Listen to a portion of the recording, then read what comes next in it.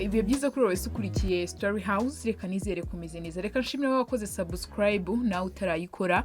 Reka nizere ko urasiga uyikoze kugira ngo tujye dukomeza kubana mu biganiro bigiye bitandukanye. Ngende Diane Mahirwe, ikaze rero mu kiganiro cyacu cy'uyu munsi. Na muntu utifuza kubaho mu buzima yishimiye kandi abanye n'abantu bose mu mahoro. Akaba ari nayo mpamvu abantu bamwe na bamwe n'ubundi usanga niyubahemukiye bakwihorera kugira ngo ubwabo bumve biturije bariho mu buzima bishimiye kandi bafite amahoro. Uyu munsi rero nkaba ngiye kukubwira ibintu bigera ku 8 byagufasha kubaho mu mahoro mu buzima bwawe. Ikintu cya mbere cyagufasha kubaho mu mahoro ni iki: icyo ukoze cyose jya wishima, wumve ko wakoze ibyo wagombaga gukora. Buri kintu cyose ugezeho ujye ubushima kandi ushima ukomeze. Usanga hanini abantu benshi babaho bumva batishimiye uko bari, aho ubona abantu bamwe ukabona babayeho ubuzima bigunze batishimiye uko bameze, ndetse rimwe na rimwe akumva ashaka kubaho nka kanaka. Ese mu by'ukuri uzi neza ko uriya wifuza kumera nka we nta kibazo afite? Ntukihutire kumva ko ushaka kubaho ubuzima bwa runaka. Buri muntu wese agira ubuzima bwe, kandi kimwe mu cyagufasha kumva ubayeho amahoro nuko wabaho ubuzima wishimiye kandi mu mahoro, ibyo ukoze byose ukumva ko byari byo. Ikindi kintu cya kabiri cyagufasha kubaho mu mahoro ni iki ngiki: ntihakagire umuntu utuma uvuga ibintu bitakurimo, ahubwo jya uvuga ibiri ukuri mu mutwe wawe. Aha simvuze ngo wumve ko iteka icyo uvuze byaba ari ihame, ahubwo ndavuga kumvikanisha icyo ushaka kuvuga ariko mu buryo bwiza. Jya uharanira kuba uwo uriwe. Usanga hanini abantu benshi babaho mu buzima batinya kuvuga ikibarimo, ariko niba ushaka kubaho ubuzima bwawe mu mahoro ujye uvuga icyo ushaka. Ntihakagire umuntu utuma ubu wundi, jya uba uriwe uvuga icyo ushaka, ntukavuge ngo ushimishe runaka kandi bitakuvuye ku mutima. Ikindi kintu cya gatatu ni iki ngiki: zirikana ko udashobora guhindura imyumvire y'uko abantu bakubona, ntukanabigerageze, ahubwo baho ubuzima bwawe kandi wishimiye, naho abazakwangira ukugaragara wibitaho. Wamenye iki: nta muntu n'umwe ushimisha abantu bose, kandi niyo wabigerageza ntibishoboka, kuko hari n'igihe abantu bakwangira kuba wisanzura. Rero ntibishoboka ko washimisha abantu bose cyangwa ngo uhindure imyumvire yabo y'uko bakubona, ahubwo ba wowe ubeho ubuzima bwawe wishimiye, ukora icyo ushaka, kuko ubuzima nibwo bwawe bwonyine ufiteho uburenganzira mu gihe ugihumeka umwuka w'abazima. Ikindi kintu cya kane cyagufasha kubaho amahoro mu buzima bwawe ni iki ngiki: jya uhangayikishwa n'uko uwo munsi uri bwirirwe, ntugahangayikishwe n'uburyo icyumweru cyawe cyose kizagenda.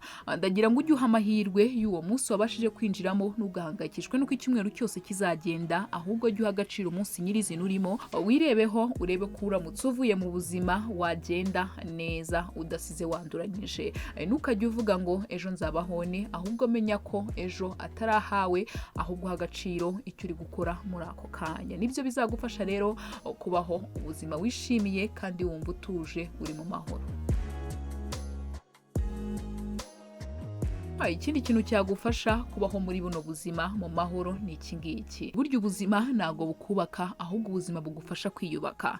Abantu bajya bibeshya bakumva ko kuba bariho nta kiguzi kindi bisaba, ko uko bazabaho kose biteguye, ariko ni ukwibeshya cyane. Ahubwo zirikana ko ubuzima bugufasha kubaho mu buzima wumva wifuza, ukabasha kwiyubakira aho ugomba. Rero niba ushaka kubaho ubuzima bwawe mu mahoro, jya ubaho uzirikana ko ubuzima bugufasha kwiyubaka, ahubwo ubuzima utagenda uko bugutwaye, ndetse ukamenya kwihitiramo icyiza n'ikibi. Ntukamere nk'aba bandi batekereza yuko uko abayeho ariko yagombaga kubaho, bakizera mu cyo twakita destiny mu cyongereza.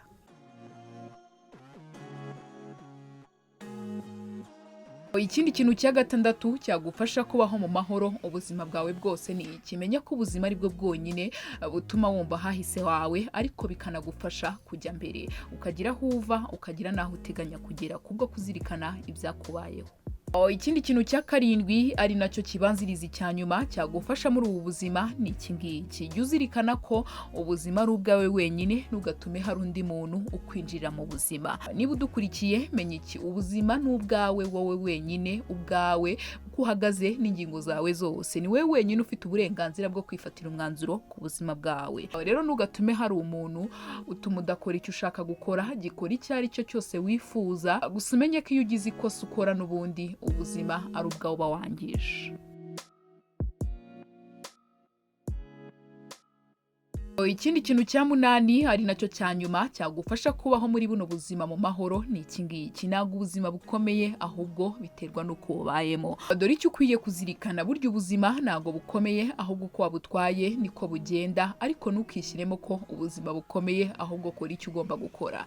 Ugerageze igishoboka cyose ugikore, kandi nukorana umutima wose uzagera kure. Yego nta na kimwe wabona utakoze, gusa gukora birimo kwizera no gusenga bizagufasha kumva ubuzima budakomeye ahubwo ari uko wowe ubukomeza.